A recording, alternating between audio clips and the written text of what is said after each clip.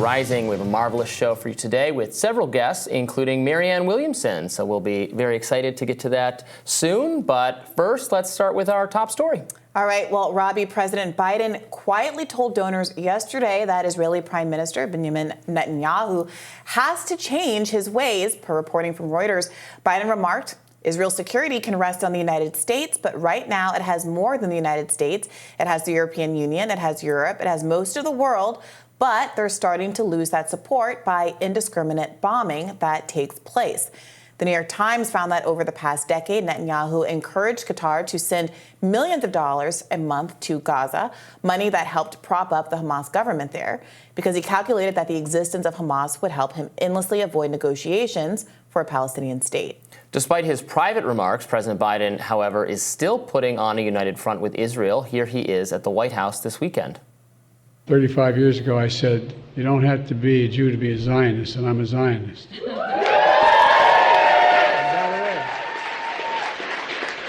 You don't have to be a Jew to be a Zionist. Senior advisor to the Netanyahu government recently sat down with CNN to answer Biden's criticisms of how Israel is handling its war in Gaza. Let's watch that. I want you to react to a specific remark from President Biden. He says, and I quote, "This is the most conservative government in Israel's history," adding that the Israeli government does not want a two-state solution. Mark, is President Biden wrong?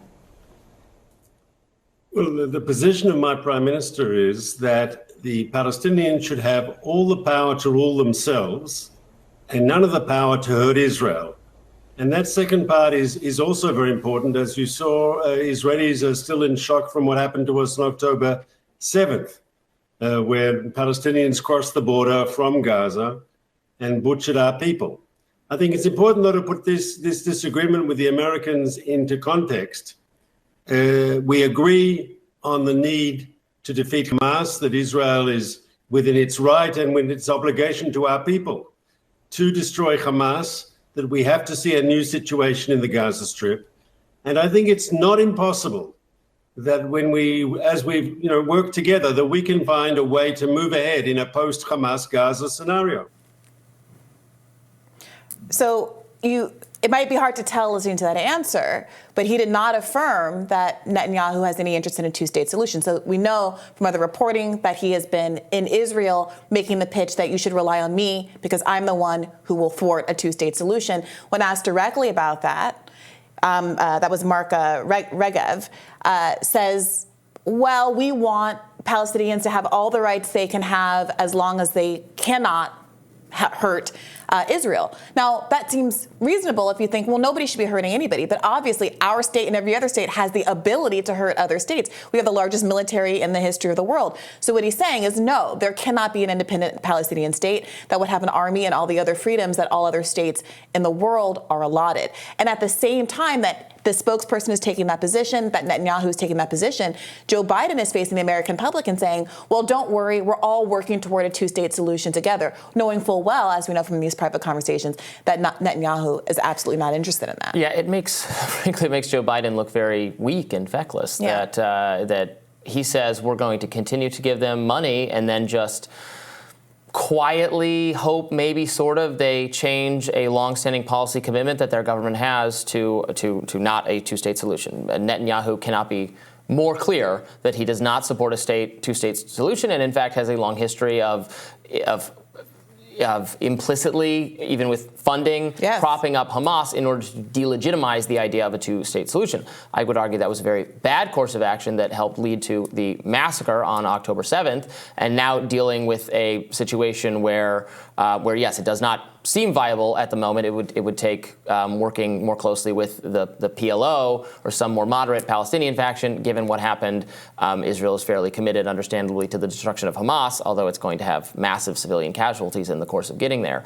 But what is Biden doing? What does he think? Do you think a different president could get a different response out of Israel? You've talked, in the past, actually, Reagan and George H.W. Bush were not whatever Israel wants, and we're not going to say anything about it. They didn't have that attitude about it.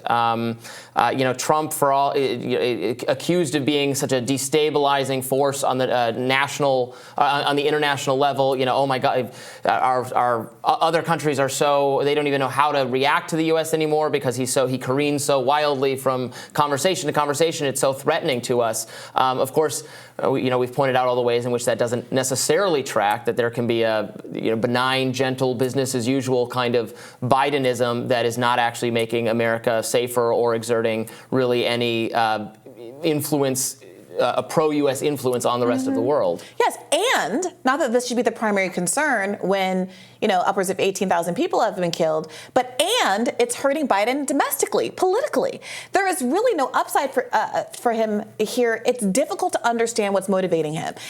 His people at home don't want him to do it, with over 66% of Americans now supporting a ceasefire, and that number is growing. The global community overwhelmingly supports a ceasefire. We see that with these these repeated resolutions at the UN, where the rest of the world overwhelmingly votes in favor of a ceasefire that would be linked to the release of hostages, which most people in the world see as a primary goal, but that does not seem to be Israel's priority, right? They had successful hostage release during the few days ceasefire that occurred over the Thanksgiving holiday.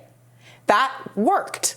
However you want to frame it, that worked. They got hostages back, and now these UN ceasefires that would also be contingent on the release of hostages, all hostages rejected by Israel and the United States. So what is the game plan here from Biden? He's bleeding support in key states like Michigan, largely because of Arab voters who see themselves as Biden as being on the wrong side of history, but not exclusively because of those voters. It's also young voters across the board, and frankly, an increasingly average part of the American electorate.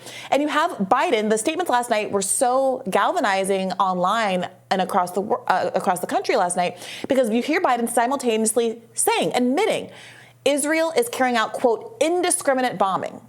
None of the hiding behind. They're doing precision attacks. Israel does the most any country could ever do to try to save civilians. Human shields. None of that language. You heard Biden seemingly attribute blame to Israel by saying it's carrying out, quote, indiscriminate bombing, at the same time that he says there is, quote, no plans to shift its position, the United States' position, and draw any red lines around the transfer of weapons and munitions to Israel. Weapons that Israel is using to conduct indiscriminate bombing.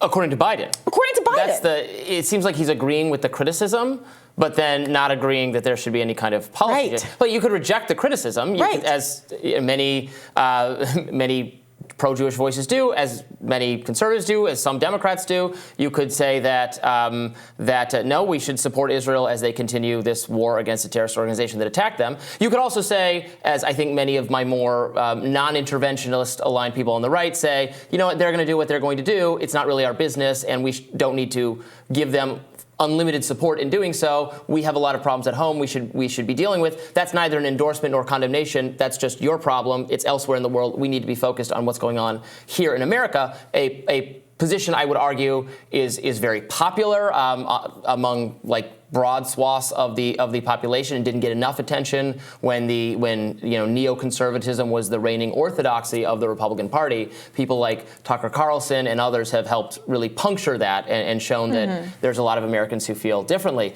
But Biden has put himself in this weird position where he's supporting them. He clearly can't affect them very much, and agrees with some of the criticism, and is suffering some significant hemorrhaging of support among his coalition for it. But he can affect them, right?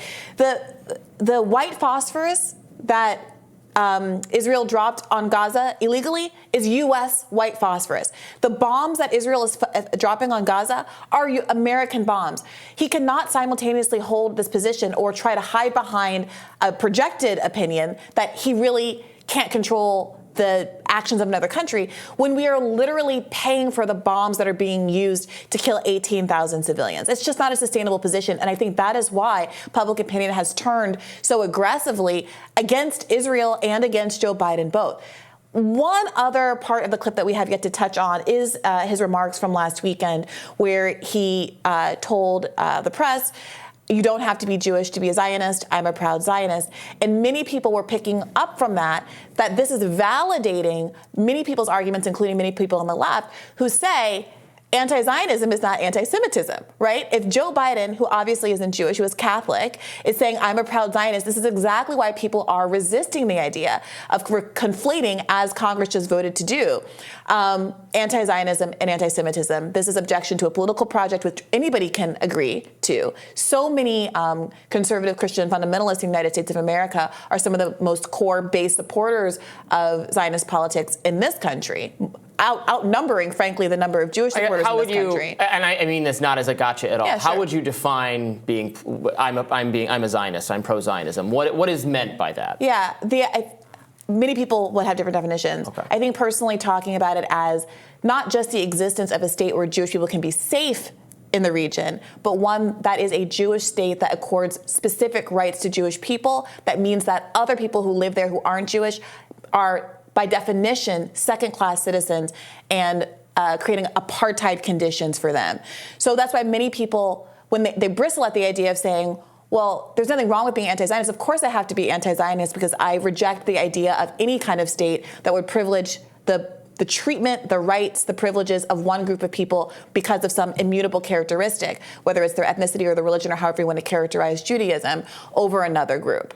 And that's why they say, well, it can't be, why you're describing it as genocide. I'm not saying the Jewish population there should be exterminated when I say it's the river to the sea. I'm simply saying that everyone should be able to live there with equal rights, however the national lines are carved, whether it's in an Israeli state or in a Palestinian state. But that the current conditions, where that quite obviously isn't the case, shouldn't be allowed to persist, or shouldn't persist because of the political and self-determination of the people who are living there currently. All right, we'll have more Rising right after this.